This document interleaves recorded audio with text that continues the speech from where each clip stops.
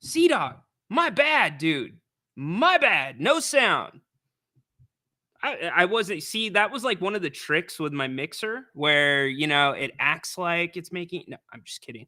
My bad. Let's start it over. What's up, King's Court, Ryan in Sacktown? Your chats are now on the screen. We're going to give it a try. We're going to see how it goes, but it's only going to take one knucklehead to make that go away. I want to make all of you feel a little bit more involved in the show. It's Jerry Reynolds Tuesday. Jerry Reynolds Tuesday. Can't wait for that. He's joining us at 2:30. 2:30 he'll be here. Looking forward to that. Get your questions in the chat for Jerry. I will try to get to as many of those as possible. All right. So now we're good. Yes. Okay. Yeah, of course. Really? Really? You're going to come in here and rub it in fresh off of vacation?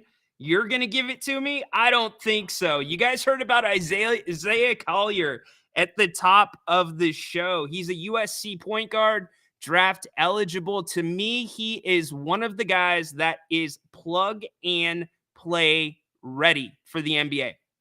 Not plug and play ready to be a star in the NBA, but he is definitely ready to probably step in, log a few minutes here and there, and he fills a void that the Kings may have depending on what happens with Malik Monk. We talked a little bit more at length about that yesterday on our 8 p.m. show. Hope you all enjoyed that. Yeah, we're good. We're good. All right. All right. What's up, Ash? How you doing today? Anthony, thanks for letting me know. See, now that was a play by me. Here's what I did. I muted myself purposely to get all of you chatting and ready to go right now. Yes, I just had it. Dude, my bad, bro. I just had it muted. That's it. No, I think he's absolutely plug and play for a second unit, especially here in Sacramento. He's a guy that creates his own shot. He gets to the rim. There's things that are limitations. Free throw shooting, one of those. He's only shooting it at about 67%, just a tad over that. But I like his body of work. I like what he did in high school. I like what he has done also through AAU. And I think if you look at the way he plays the game, this is a very steep comparison. I'm not saying he has the star power. I am not saying he is anywhere near that level, but he plays the game very much like SGA, or at least he did when he was at USC. Now, his burn rate was pretty high. He played about 29 minutes a game, almost 30 minutes a game. Remember, it's a 40-minute game in college, and he does play some defense. Turnovers, though, I think are a big liability for him. I still think, as you guys have heard reports, so I told you yesterday the Kings are shopping the 13th pick, and I thought that's the way they're leaning. That was also confirmed in another report. You guys can go check out, forget the gentleman's name that reported it. But the 13th pick is up for grabs in a draft where, is it worth much? Well, if you're going to put it in a package for future first round picks, future whatever it may be, that may work because with the CBA, teams are going to be looking to stock up on draft picks. In fact, I would tell you, your Utahs, your Oklahoma Cities, those teams are going to be a force to be reckoned with, regardless of what they've done this year, because they have so much capital and it extends any type of window that they may have. And there's a lot of different ways that you can go. Yeah, I know he didn't make. Okay, is it a team game, B-Step, or is it an individual game? Just asking. Is it a team game, individual game? Team game, individual. It's a team game. I don't care if he made the NCAA tournament or not. You can't judge any of these guys on 1 year of college. You have to look at their entire body of work. There's no way he could ever play and miss the March Madness tourney.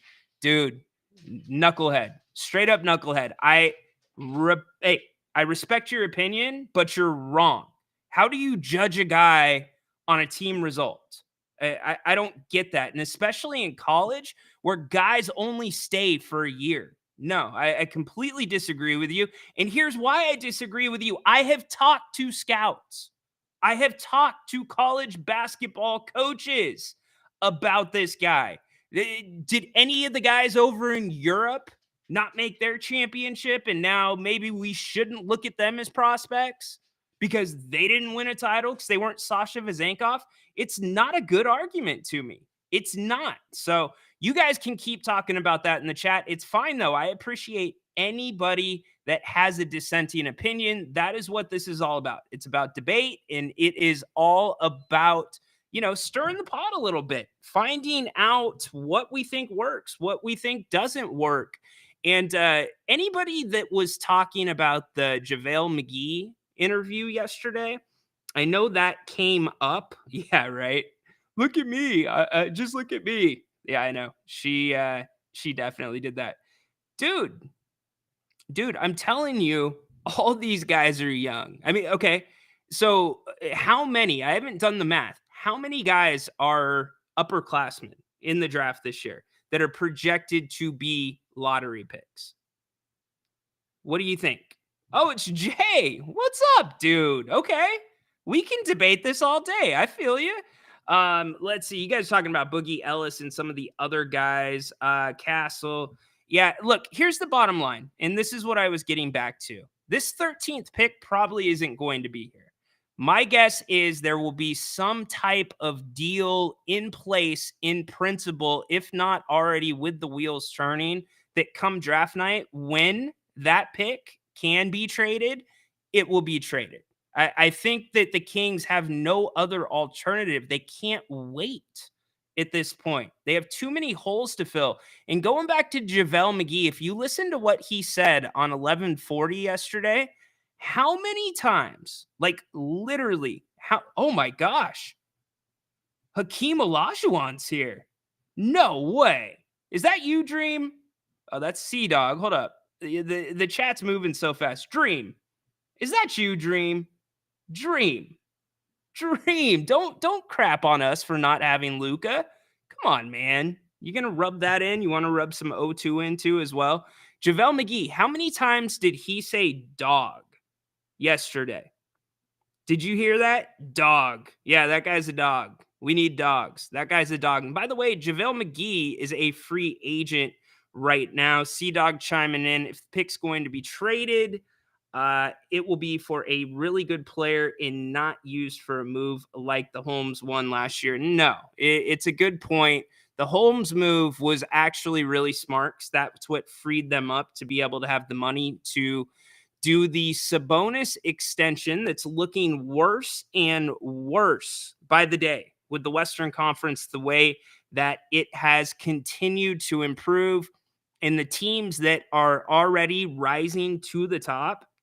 We listed almost the entire Western Conference yesterday before we got to Denver about teams that are still going to be good. That's kind of scary to think about. But yes, they're going to have to package it for Kuzma. Now, Brandon Ingram, I want to talk to Jerry about this. Jerry, I want to hear his thoughts on Ingram, his thoughts on Kuzma, who he thinks is a better fit. And all of you, do you think there's a name out there that we are not talking about enough that could be on the trade block? Could the Kings surprise us? Monty's got a couple of lists going, guys that they would want. They have been patient. They have not pounced at opportunities. No, it definitely was not awful, my man. We got Domantas Sabonis. If you call that awful, then you're not watching basketball. He's been in Sacramento 2.5 years, and in those 2.5 years, play in, play off appearance, and then the year that was cut short. So I'm not seeing it, my dude. Alex Caruso, interesting. The problem is the price tag.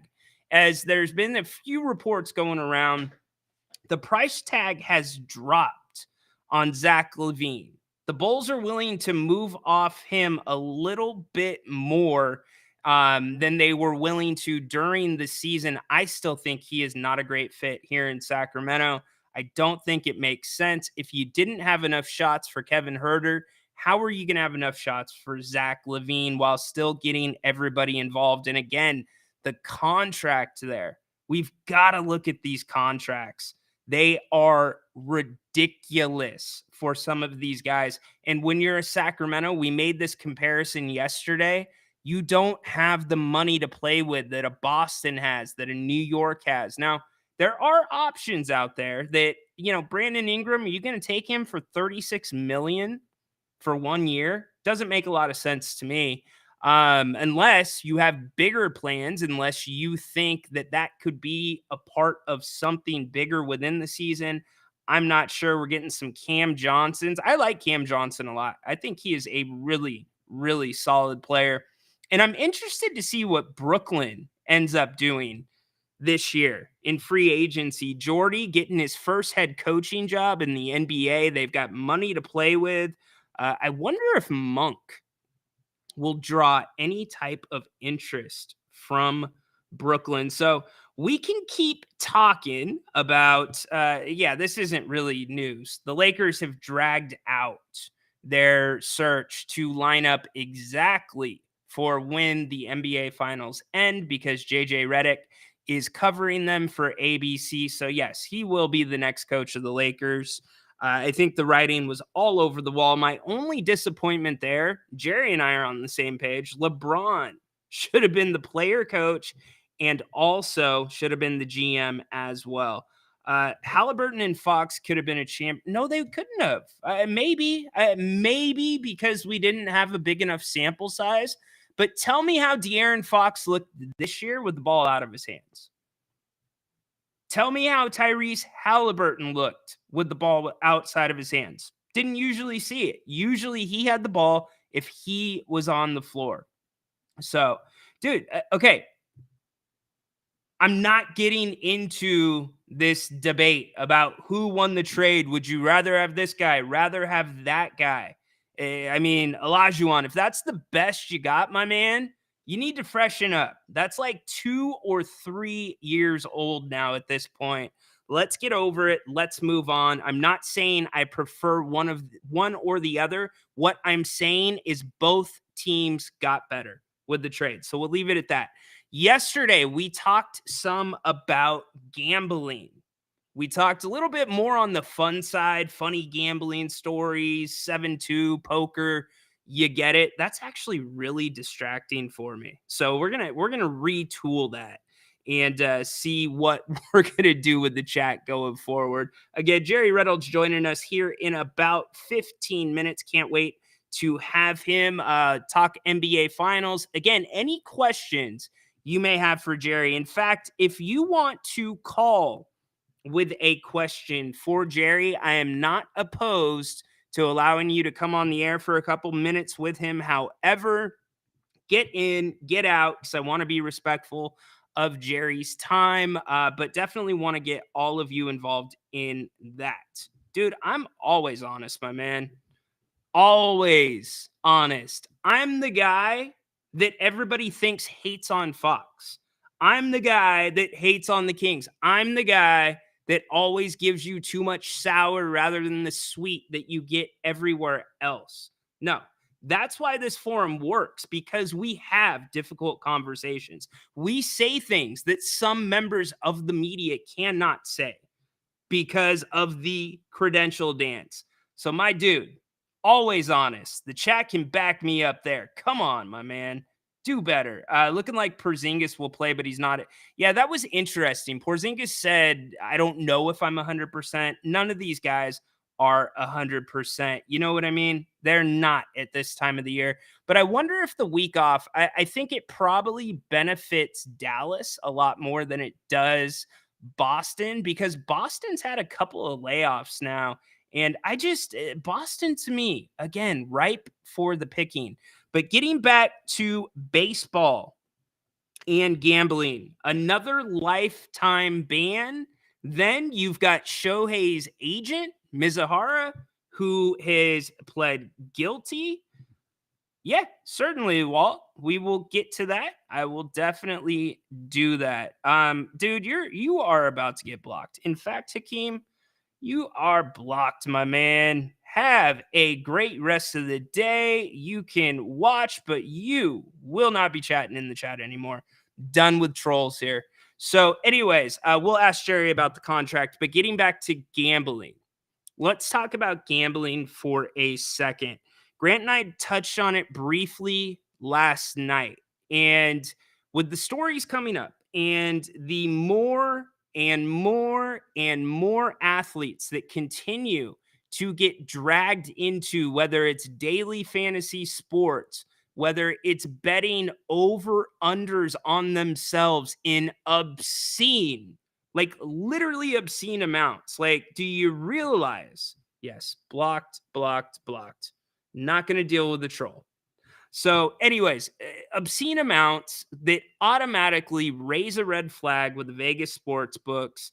You know that's going to be a problem. But the problem is gambling is getting closer and closer to sports. You look at some of the biggest sponsors, literally the biggest sponsors in sports right now: NBA, NFL, DraftKings, FanDuel, Prize Picks, all these different ones. Hell, the Phoenix Suns arena has a DraftKings room where you can get live action on the game. Are you kidding me? So here's the thing, it's a trade off. At what point are these leagues going to have to realize that this is something that is not going to stop? It's only going to get worse. And in some ways, the fact that it's legalized to me makes it a little better, because if I'm a 30-some-year-old with a couple of kids and a wife and we both yeah, the dream's out of here, dude.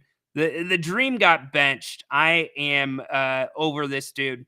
You know what? You can bring your opinions in here. You all know that. But when you start just trolling on one point, I'm not going to keep looking at it. I'm not. And it takes a lot for me to block people. It does take a lot. Grant, it's a little bit easier. So that is our first block in a while. But getting back to the gambling talk, the question that we asked was, if you gamble, okay, and you're a 30-something-year-old, maybe you get a little daily action. I know some of the people here, I know somebody in particular who gambles on the NBA, but does not watch the NBA, which I found really interesting. And that's where I think this is moving. I think some of the popularity that you're seeing rise in sports online, that you're seeing go digital, I think it's because it's being tied into gambling. And if you are that 30-something-year-old, right, isn't it better to have your debit card on file, and maybe you don't have enough money to pay your bills and you got to explain that to your wife, but then you don't have a bookie coming after you? So I get the upsides to it, because in the past, you would have a bookie down your neck if you don't pay up. But anytime something happens in sports now, whether it's a missed call, whether it's the wrong call, whether it's no call at all, whether it's a missed field goal, whether it's a decision to kneel on the goal line, almost immediately, the story isn't about what happened. The story is about how much that swung the casino. It swung the book. Had it gone the other way, the casino would have made this much money, or they had their worst loss of all time. And so I wonder, and I ask the question to you, for some of you that are younger, that are into the daily gambling, right? Or for some of you that are a little bit more old school, where maybe you gambled with a bookie at a time, maybe you don't gamble at all, but you really respect the integrity in sports. The question becomes, as you continue to see athletes bet on sports, does it bother you more that the integrity of the game is up in the air and in question? Or does it bother you more than that, that your bet may have been compromised by something that player did? More I thought about it since last night, I am leaning more towards your bet being compromised. Hell, ESPN has their own book right now where if you're watching their programming, they're giving you specials on hey, take this one, and they're getting creative where it's not saying certain words. I'm not going to mention the well-known sports broadcaster, but they can't say over or under. They have to say plus or minus because of the legalities. So this is Pandora's box, and it's just starting to get cracked open. What I'm getting at is, are we going to see the rules change in pro sports about gambling? I mean that. Are we going to see the rules change? And I don't mean get stricter. I mean loosen up, because I would tell you more guys than not enjoy, like this week in Tahoe. It's the Edgewood American Century Celebrity Championship. Go to a casino this weekend and see how many athletes, how many stars are in that casino. You've heard stories about Jordan. You've heard stories about Barkley. You've heard stories about all those guys back in the day, the way they like to gamble. And now it's turned up to 20 with fantasy sports, with everything else. So I want to get your take on it. Where are we headed with this? Is this going to be better or worse for sports? And do you feel like the NBA, the NFL, all of the professional leagues that also support gambling because they take the money from those companies as sponsors, do you think that they are compromising what is going on in sports? In fact, I'm going to roll this conversation right over to Jerry, who is here now. As always, Tuesdays are Jerry Reynolds Tuesday. We haven't talked in a while. What's up, buddy? Well, how you doing? Yeah, I got a little early, but I just can't, I just can't wait to talk to you. Ooh, So I figured you're probably not walking outside. Are you staying cool? It's getting hot. I am staying inside, and after basically I promised my wife I'd do a couple of things around the house here. Now I'm going to get on the treadmill There you while I go. watch. I've recorded "Pardon Interruption," my favorite show with Wilbon Kornheiser. So that's my strategery for today. I love it. So are you more of a Wilbon guy or more of a Kornheiser guy?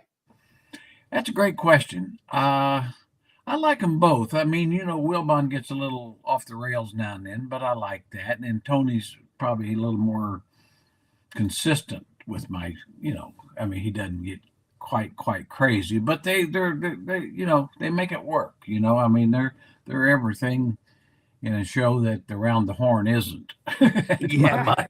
Yeah, I'm actually surprised Around the Horn has stuck around for Me so long. too. Yeah, it's just I used to like it, but they kind of get off the rails and want to get into societal issues and politics and stuff. And it's a sports show. Talk sports. Talk sports, yes, indeed. Jerry Reynolds here on Jerry Reynolds Tuesday. Before we get into the Kings NBA Finals, I want to ask you this, because you've been around the game for so long. We're seeing more and more stories about gambling, Jerry.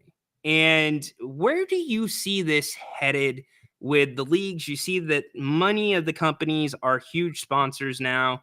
Do you see this becoming a bigger problem than it already is right now? Yeah, I do. I think it's going to get to, but I mean, it's a case where okay, you dance with the devil. Don't be surprised a little bit. I mean, Yeah. but they've got to basically enforce it. Because as a fan or as a gambler, if you like to gamble and bet on sports, nothing. I don't see any problem with that at all. But you don't want to bet on it when players are involved and or maybe have inside information, that sort of Yeah. thing. And yeah, I'm concerned. I really I think the part that bothers me the most is kind of the in arena kind of thing Yes. where you can bet on, is Luka Doncic going to score 4 of the next 6 points or that kind of stuff. It's like really. I mean that's almost over the top. If you want to, I can understand you don't want to. I play the lottery, so you know, but I mean to bet on what teams going to win, playing the odds and all. If you got a few bucks to spare and it's not a problem. That it's entertainment. Yeah, it is entertainment. Did you have to worry about that during your time as an analyst, as a coach, GM, about who you talked about? I know there's mandatory training and such, but the littlest of things that you may mention during a discussion about basketball could definitely tip the odds in one way or another with how somebody may bet or share that. Yeah, that was really an issue, and we, of course, everything was so anti-gambling for Yeah. years and years. Just the thought that you might, go in and bet on a baseball game during baseball season, was frowned upon. Not that I did any of that, but they had, meetings before the season started and off season. You had to do things online periodically. So it was very, very strict anti-gambling. And then, as you point out, who you talk to, because I'd have people call me innocently, just, quite honestly, friends, and say, hey, the Bucks are playing the Cavs.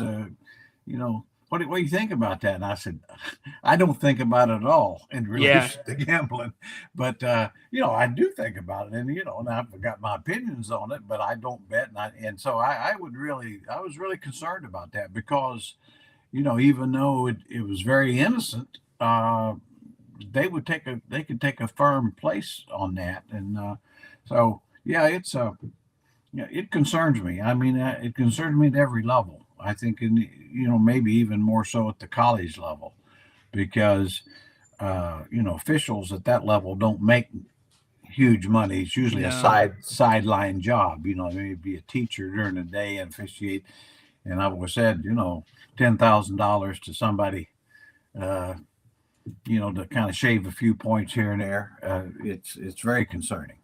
Well, and with all, as you mentioned, the in-game betting where you can say this many points or over under this many fouls, shaving off something like that would be almost under the radar, I would say, because it's just normal calls that may not affect the outcome of the game.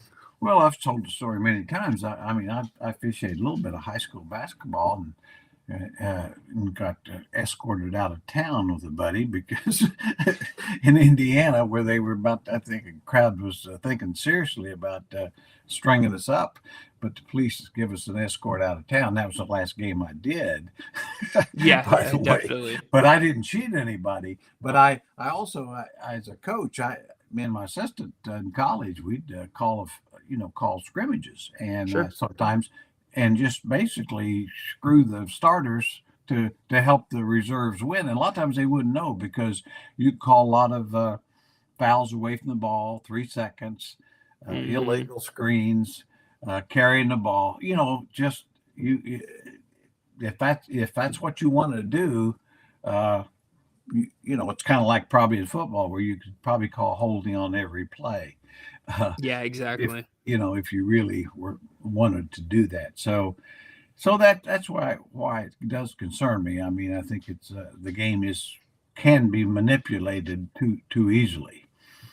Indeed. Jerry Reynolds talking a little gambling with us. We'll get on to the Kings. One of our viewers, Walt, has a question. He's wondering your thoughts on the Mike Brown extension.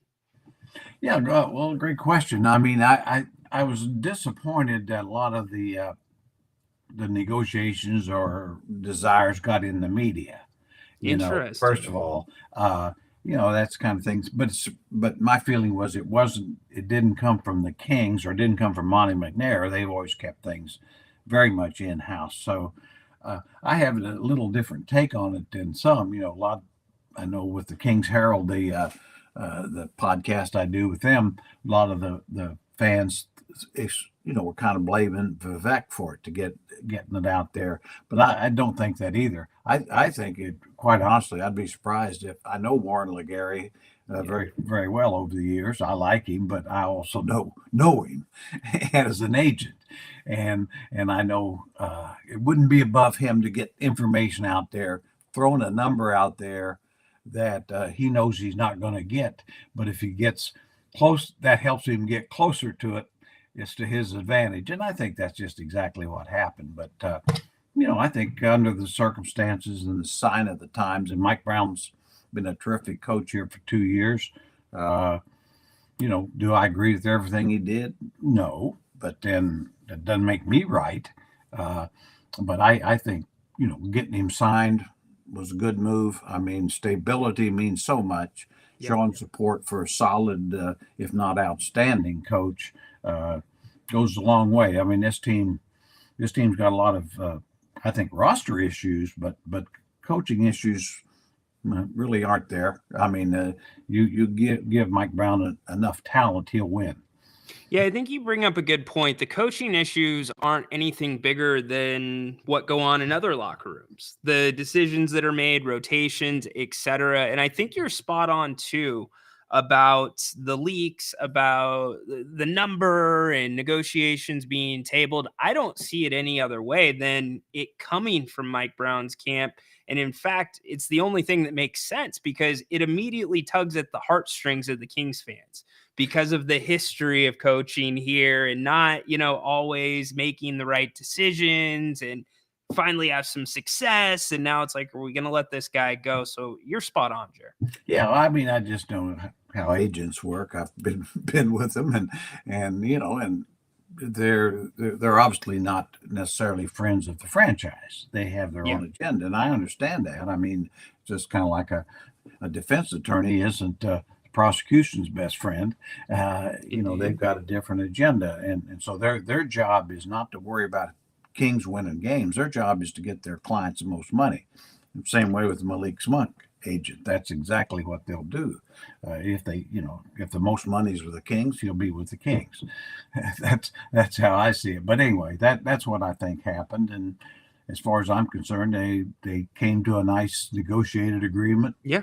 And seems fair under the circumstances with what the coaches are making in the league and the level of success that he's had. So good.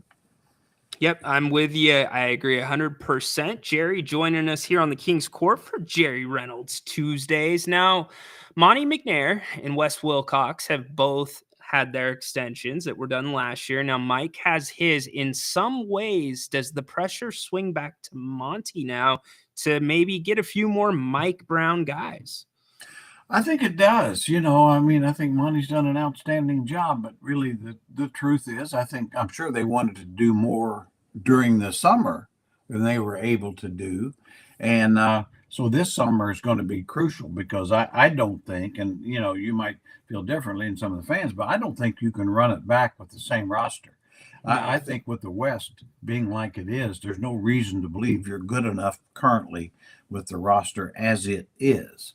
I mean, obviously you got some really good players, but you need more. And then when I look at the teams that we're behind the Kings, San Antonio is going to make a move.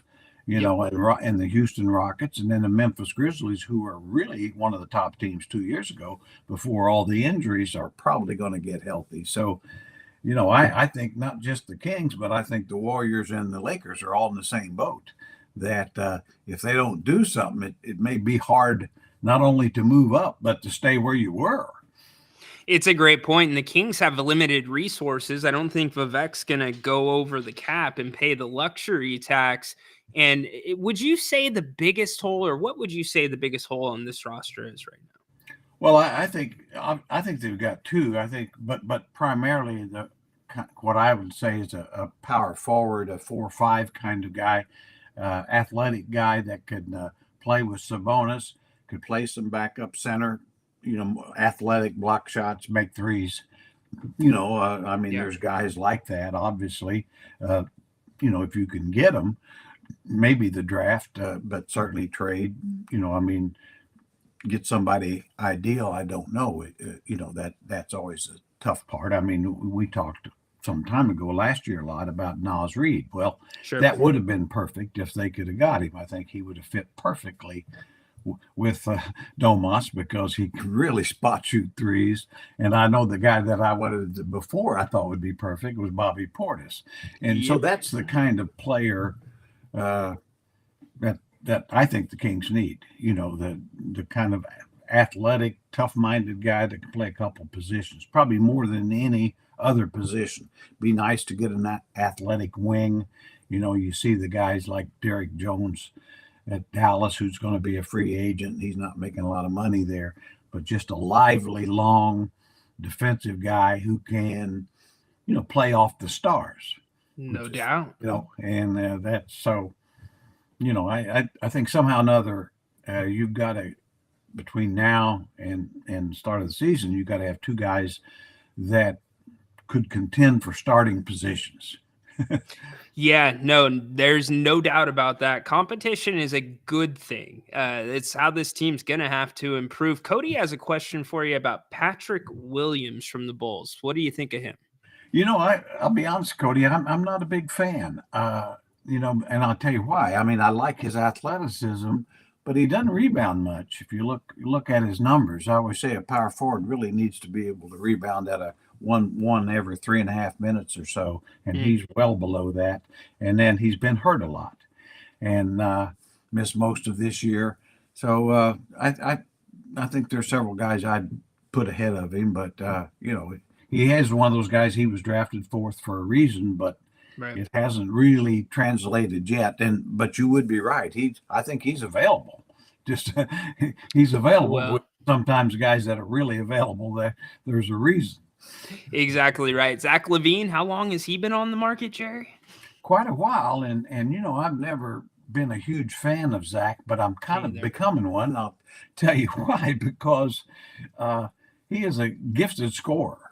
Yes. And now, I was telling another group, my feeling on that is if in fact, you could trade Herter and Barnes and get him, but I wouldn't, it'd be because you'd have to do that to get the salaries to match. Right. But I think healthy, and they have to know he's healthy. But he's been an all-star, and and he brings scoring ability and athletic ability. Now, what I haven't liked about him over the years, he's kind of a ball stopper, and become a little bit too much. But I think Mike Brown and Sabonis could solve a lot of that. Sure. I mean, LaVine's never really played with a guy. He's never played with a guy like that. So, or a team that and he'd have to know this is his last roundup. He's got to make it work here. And he played for UCLA, so there'd be a reason he'd probably be interested. So, yeah, I think if you could get the trade on your terms, and I think you could.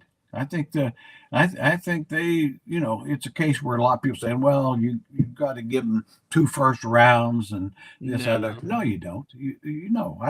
I'd say we'd consider doing this for, say, these 2 players to make it work cap wise, and we'll take at least 2 seconds from you. Oh, I like that. or things like maybe flip-flop picks. We'll do this. You take 13, we take 10 or 6, whatever they got. I mean, I'd start there. If I was going to try to deal with them, I'd start there. On the hard line. Look, we have an interest, but we know you want to move him. You need to move him. You got Kobe White took that spot, and he ain't giving it back, and we know that. And so so this is what we would do, not what you want us to do, but this what if you can get a better deal, go get it. But this is, so I think when a team is looking to move somebody, that's what you have to do. And conversely, when a team needs to take a big swing, do you squeeze them a little bit more? Like if the Kings are engaging in trade talks with you? Well, I think you always have to look at it from what you think is a fair deal for you. Now, you don't want to be totally unfair to the other guy. Totally. But in a situation like this, where they've got to move that contract, right? And if they could get some good players back that they could use, and clearly Barnes and Herter are guys they could use. Because just as a previous caller talked about Patrick Williams, well, he's been a little disappointment too, but Barnes could fill in a lot of those gaps. And but anyway, I think you always want to try to, you're looking for a deal for yourself, but you're also trying to be fair, but that would be fair for a team that knows they've got to move this guy or they're going to have to be eating salary at some point. Exactly right. And that's a team that's kind of stuck in that position where it's you got to offload salary because you're not really that competitive. Unfortunately, you got some big numbers. Big numbers. And and you were talking earlier about the going over the cap, getting into the cap. Well, the only way you can do that is by signing your own free agents. I think sometimes fans get the idea that, well, go offer this guy making 40 million and bring him on your team. I know, you hear the TNT guys talking like, well, if you're at the cap, you can't do it. You can go over the cap to sign your free agents. You can't go over the cap to get somebody else's. That's Great which point. is that's where I think the Kings will. They're going probably with Fox coming up and Keegan at some point again. They could very well get into, and that's where the Warriors did it. I mean, they went well with the cap, but it's their own guys, their Yeah, own free agents. in some ways, isn't this that year though that you have to show Vivek we at least have the foundation to where you feel confident going over the cap for those two Oh, guys because you've got Fox and Keegan, like you said, coming up. oh yeah, you don't. I mean, to go over the cap, like we've seen some teams and not win. That's really a fiscal hell. I mean, in the NBA, how do you get Yeah, out of it? Chicago's one of the examples we exactly just right. we just talked about. And so, if you're not winning and you went over the cap, you really have to make some sacrifices. So, but I couldn't agree more. I mean, that's exactly what you want to see. That Keegan is heading the right direction, which clearly is so far, and De'Aaron is so far, and extremely valuable. So you hope that this time next year, or when you start thinking it along those lines, you're saying, yeah, you know, we can do this. We need to do this. Yep, you got to follow the plan. And obviously, a plan is in place with this franchise, which is different from before they made the playoffs. But happy to see it. I'm going to ask you about two guys that I know you've been asked probably on a million other shows. But where do you come down between Brandon Ingram and Kyle Kuzma? That's a great, excellent question. Talent wise, I like Brandon Ingram much better, but I would rather have Kyle Kuzma. And I'll tell you why. Kyle Kuzma is available. Yeah. Brandon Ingram, I think, I think he's averaged about 50 games a year during his career. Well, it's kind of like OG Anunoby. I love him, but he never plays. He's missed 30 some games a year since he's been in the league, and availability is a big part of it. So that's why, and I think, and I really do think Kuzma would be the better fit Me too. because he's got a little more size and certainly a good shooter, rebounds a little better, I think, and would fit better. Not just with Sabonis, but I think he'd fit better with Keegan. Yeah.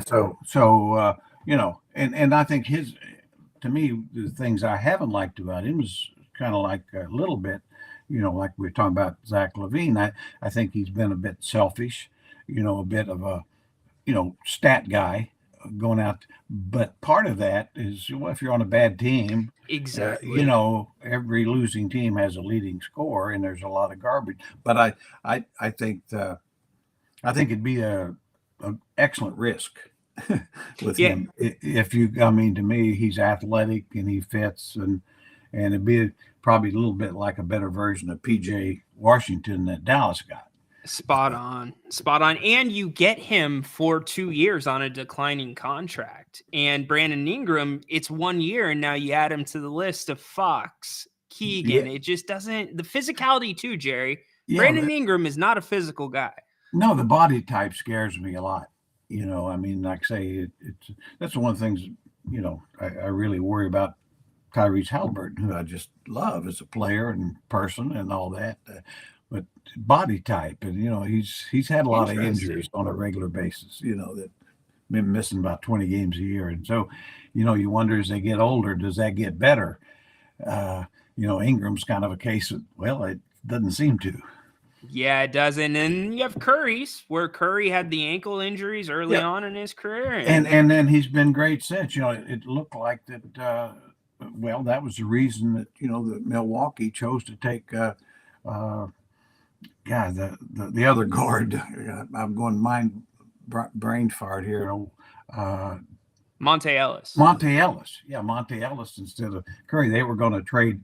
They would. I know this for a fact. They were offering either one to Milwaukee for Bogut, and Milwaukee chose Monte Ellis because they were concerned about the injuries Yeah. that Curry had. So how'd that work out in Milwaukee? Well, Yeah. Kings can't talk. They passed yeah. up on. But I mean, but your point is good. I mean, there's been players like that too. I always remember Zydrunas Olgakis, big 7-footer for the Cavs, and his first 2 years he hardly played.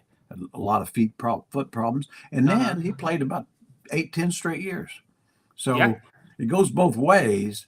But I always say, but when you're into 4 and 5 years, I think you really have a reason to look at that differently than the first couple. I mean, it's kind of like Joel Embiid. I mean, great player, but he didn't play his first 2 years in the league.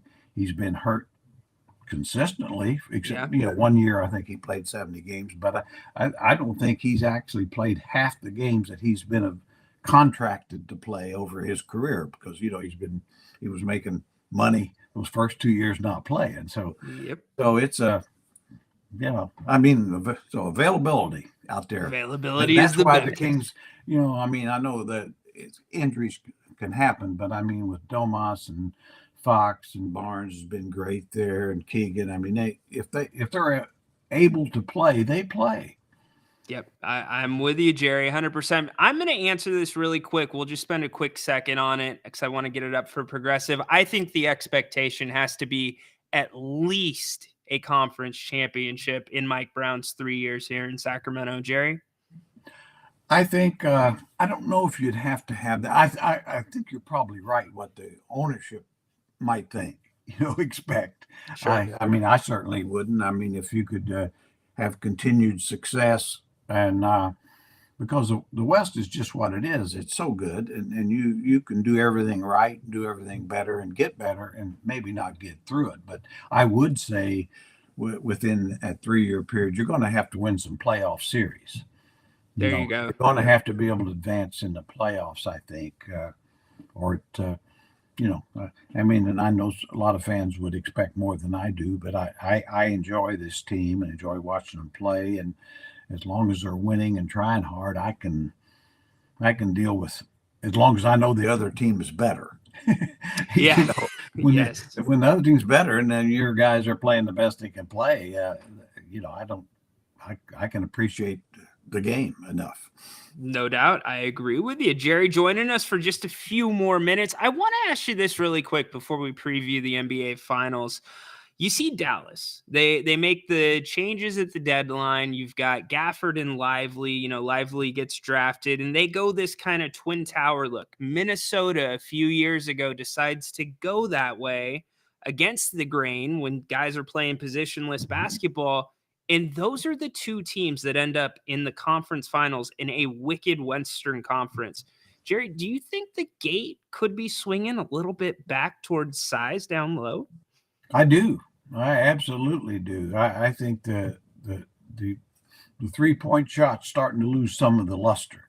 I mean, in a sense that you don't need to shooting 50 and 60 a game, because there's games, I don't care how good your shooters are, you don't make them. So in other words, when you're dependent strictly on the 3-point shot to win, you're going to have some games against bad teams that you lose. You need to have that mid-range, low-post game when some of those shots aren't going. So having big guys who can protect the rim a little bit, number one, but also, you can go to for a basket. Right. Go to for a basket or to draw fouls, and I think that's also underrated, is you want to get that other team in the penalty as much as you can.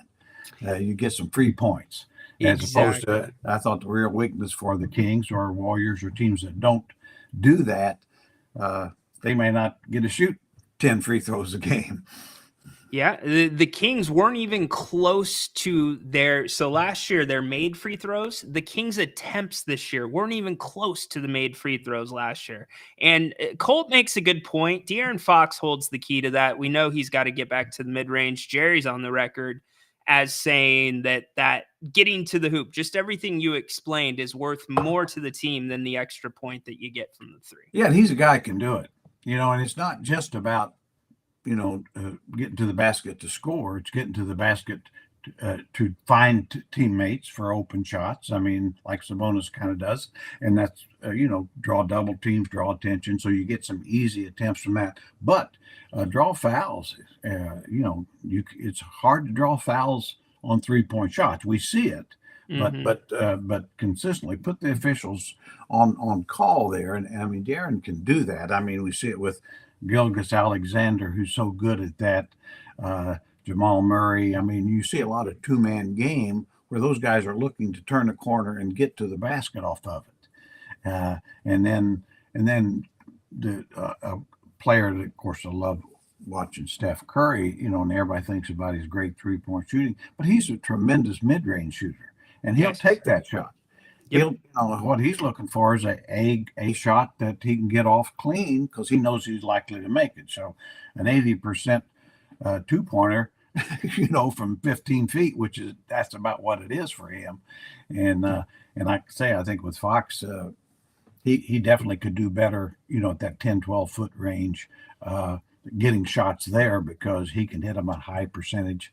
And so the Kings and him, I think as he's improved his 3-point shooting, my opinion is he's got to be more selective with it. Instead of looking to take 10 of them, maybe 4 or 5 would be enough. I'm completely with you. He won Clutch Player of the year before because of his mid-range game, because of his floater. That is what won the Kings, I would say, easily 5 games the playoff year.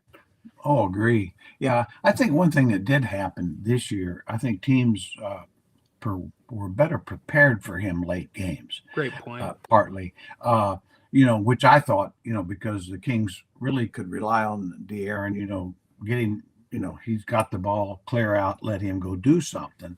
Well, the team started basically able to run some guys at him. I always thought maybe, just by running him off screens and getting him ball with a live dribble in scoring range might create the problems he needs rather than using his dribble to bring it into play. And so, it's the old game of adjustments. Teams are scout. They know it's okay. We got to try something different. And I think they did for the most part and made it tougher on him, packing the paint and different things. So, okay. Then the Kings we'll make some adjustments to make sure that you're not aware of what we're trying to do until we do it. Yeah, it seems like, I don't want to say a simple adjustment, but you saw the times when Mike Brown got guys going downhill off of the DHOs, or even if it's a backdoor cut, it opened up the world for the offense. Those were some of the best nights this season. Oh, yeah. Now, I mean, obviously, I love the free-flowing offense, and I always said that was especially last year, but more than this year. But I'd never seen a team score after having baskets, made baskets. Generally speaking, you can't run on those because teams defensively get back. But the Kings were brilliant at that, beating teams down or getting numbers to where, it's 3-on-3 or 4-on-4. It doesn't make any difference. That's a better than a 5-on-5 situation. And they were terrific. I thought this year teams were better about getting back and making the Kings play a little more half court. So, but anyway, I think, Brown and the Kings were ahead of the curve last year, and this year the curve caught up a little bit. Yep. So it's time to readjust again. Jerry with us just a couple more minutes. I'm going to get your finals prediction, but first, one question from C-Dog. How important do you think it is for Sabonis to open next season with a jump shot? I think it's very important. That's a great point. I mean, he can shoot them. I mean, he's too unselfish. I mean, I think if I were a coach, I might say, you better shoot 3 jump shots in the first half, or I might at least. I don't care if you miss them. It's like his 3-point percentage was 37%, but he'd never hardly shoot more than 1 a game. If he made 1, he might take another. If he missed it, then he wouldn't. And it's like, well, no. And the threes he got were wide open, comfortable threes. So I'd say you want him to take more of those. And then, but to the point here, I think that 12, 15 footers are there, and he needs to, instead of looking for teammates for the so-called spray threes, take a 12, 15-foot open shot, because there's a good chance you're going to be able to chase it if you miss it. Yeah, he'll know which way it's going Yeah. when it leaves the hand. There's no doubt about that. And the other thing too, I think it's just a little bit of, we've talked about the quickness in which he makes decisions. I think he hesitates when he thinks about taking that jump shot. You almost see it with the Barkley with the backswing when he like Mhm. pauses.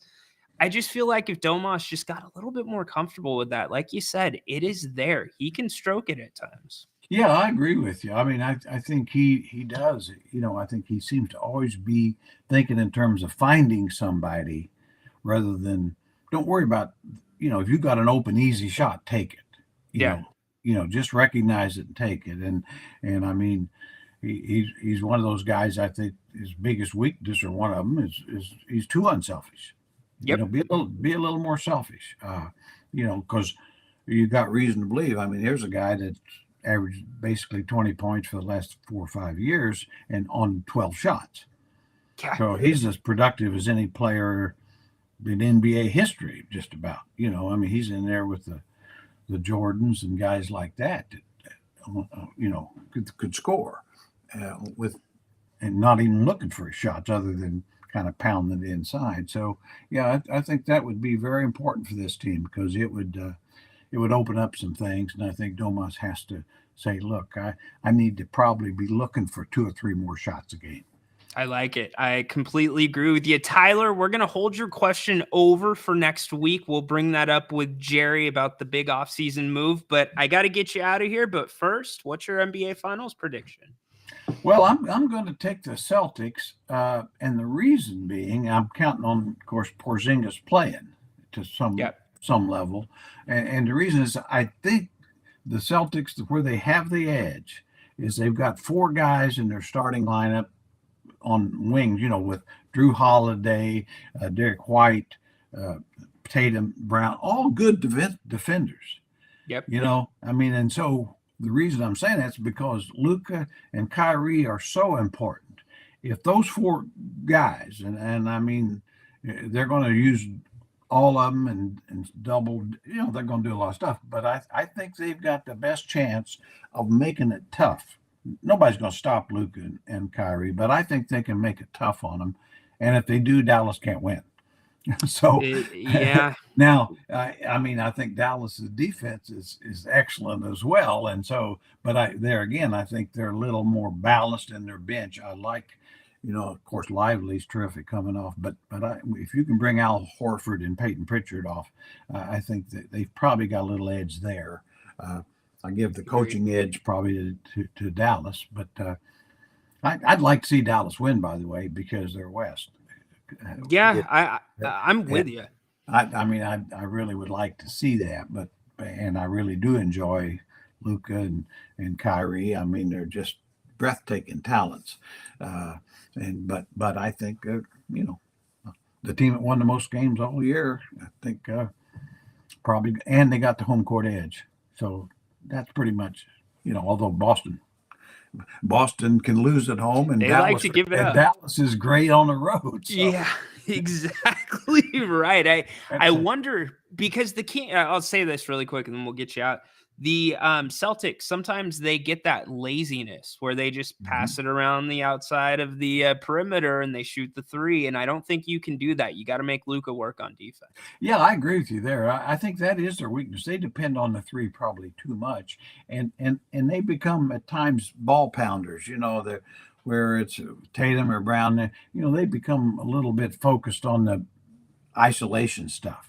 And I think I think when you're playing really good defensive teams, that you get bogged down pretty quick that way. So that would be the thing I'd be worried about. They need to keep it moving. I mean, but they've probably got the best starting 5 of the 2 teams.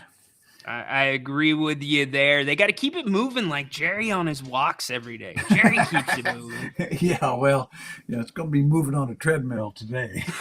That's all right, as long as it's moving. Tell everybody where they can find more Jerry. What are you doing in your podcast, King's Herald? Well, I do one on the King's Herald. It's you can get it most podcast place, I think, but the King's Herald is a King's fan site. really enjoy it. Really, and they do a lot of written articles. I mean, and I know we write, but some really good writers. And then obviously I enjoy reading the comments because I think they're very. This is a site I think with for very knowledgeable fans Yep. like we all are, and so it'd be. I think you could enjoy it. I'm a not just doing the podcast, but I'm a patron. So I'm a patron. I've been with them a while, so it's a good time, and so that's pretty much it. I do a little 1140 with Whitey Gleason every now and then. And that's about enough. And of course, enjoy my time with you. I And love it. So for 8 decades of life, that's about all I need. I love it. You keep the balance. That's what I love about you, Jerry. You keep the balance. Well, thank you so much for joining us on Tuesdays. Tuesdays are your show here. It's Jerry Reynolds Tuesday. You know that. Well, great. See you next Tuesday. All right. Thanks, Jerry. Enjoy the finals. Thanks. All right. That is Jerry Reynolds. How was that? That was a heck of a conversation. We always have fun. There was some good insight there. Good questions, y'all. We'll keep those coming. Sorry, Tyler. I could not get to you or yours. I had to get Jerry out by 3. And look, it's 3:05. I ran late. So he was gracious enough to give us a couple extra minutes. But that will be at the top of the list next week. What stuck out to you about that conversation with Jerry? Put it in the chat. Let me know if you want to call. You can do that as well. 916-399-3748. Or you can call through Restream. Hit that link right there. Progressive, you bring up the point about what's the expectation. I think the expectation, like we both said, Jerry said it in a different way, winning a couple playoff series. The expectation from Vivek's going to be championship. At that point, you're going to have 5 years of Mike Brown, just over 5 years of Mike Brown. So you look at the way that Denver built, how long Michael Malone got. It's going to get a little bit warm. This is not the Rick Adelman era anymore with coaches. There's coaches being fired left and right after winning a year after winning championships. The fact that Mike Budenholzer was available, are you freaking kidding me? So, I think that with that in mind, this is Mike's shot. Now, you get a championship, all bets are off, but it's not that far fetched. And if you want to look at the natural progression, going back to the discussion about Kyle Kuzma versus Brandon Ingram, to me feels like that emergency pull the tab. We've got to get the biggest name that we think we could bring into Sacramento. I agree with you, Jay. I agree with you. Now, that's the thing. This is where I don't think we got to give Vivek a fair shake here. There's never been a reason, and Jerry pointed out, you can only go over the cap to re-sign your own free agent. So De'Aaron Fox, prime example of that. He'll be coming up, not this. He got 2 more years under contract with Sacramento. And then also Keegan Murray. Now, the question becomes with De'Aaron, how much is he worth?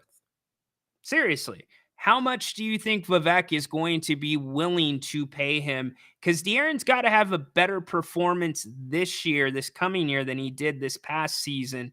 You can't argue about that. I think a lot of those things, which weren't all his fault. You look at the reason why Sabonis, why Fox, both those guys were in the top 20 in turnovers this year, was because they were one of 3 creators on this Sacramento Kings roster. Everybody else was pretty much a finisher.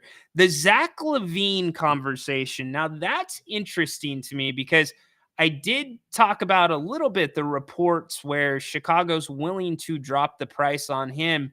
But if I look at what's left on Zach's contract, let's pull that up right now.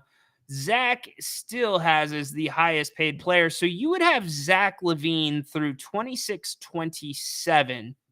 So he would be 1 year out more than Fox. So he'd be making $43 million this coming season, then 45 the year after that, then 48.9, basically 50 in 26-27.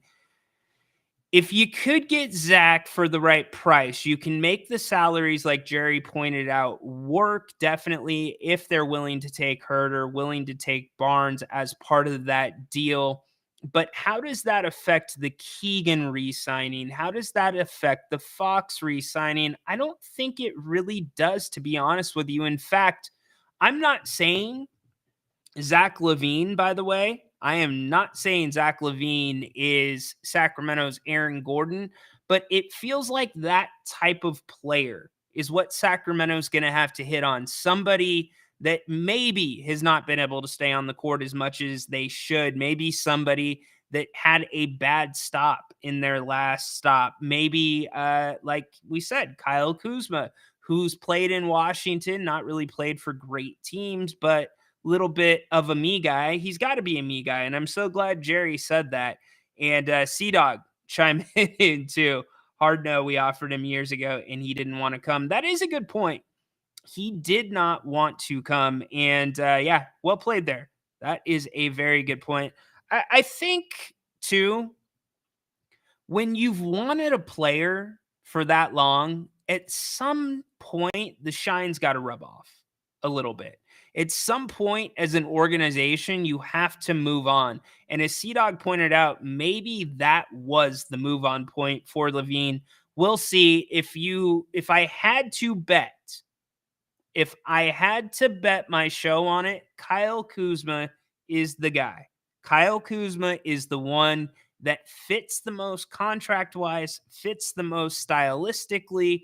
It just becomes whether or not Washington is able to or willing to play ball and want the pieces that Sacramento can offer in return. But it brings up a very good conversation. And again, Sacramento still has an MLE to work with. We'll wait for Malik Monk, see what happens there. But great conversation with Jerry Reynolds there. As we do usually on Tuesdays, we're going to wrap it up, leave it there, let it breathe, because Jerry is just that good. And it's that special to get to have him on this show every single week. Great job. Great job with the questions. Really appreciate it. Sorry, Dream. You can't be a troll. We don't like trolls around these parts. They don't last very long. And by the way, our community usually fishes them out too. So good job by all of you. Make it a great rest of the day. Don't forget, by the way, we have a triple header of coverage. Grant coming up at 5 o'clock, open forum with him. And then 8 o'clock, we'll be back tonight for a scrum. Your calls always welcome. Give us your input. We can talk whatever you want to talk. We can talk a little bit more about the Kings situation. I think we're going to get into a little NFL tonight too. So Cody, I know you usually have your NFL questions. Anybody that wants to talk some Shield, go ahead and show up tonight at 8 o'clock. And then again, 5 o'clock before that, Grant will be on. So make sure you come support him as well. A huge thanks, as always, to Jerry Reynolds for Jerry Reynolds Tuesday. You got it, Jay. We are back on at 8 o'clock tonight. And before that, Grant's going to be on at 5 with an open forum show. So we will be here all night, bringing you all the good content. We get you ready for your drive home, and then we get you home and we give you a little bit of popcorn material. Hang out with, close your night out. If you want to call, we would appreciate it. If not, join the chat. If you just want to watch. We'll make it a fun show. We always do. But again, thank you to all of you for being here today. We will carry over that question. Like I said, sorry I could not get to it. We'll talk about that with Jerry next week, Tyler. But we appreciate you sending that in. And again, great job with all of your questions. Tadora, Holy moly, Jim Bob Bowley. There you go. Holy moly, Jim Bob Bowley. I always say it. Go Kings. Light the damn beam. Court is not dismissed. We are going to stay in recess because you've got Grant tonight, 5 o'clock, open forum. And then him and I are back together 8 p.m. tonight. Huge thanks to all of you. Huge thanks to Jerry Reynolds as well. So long for now.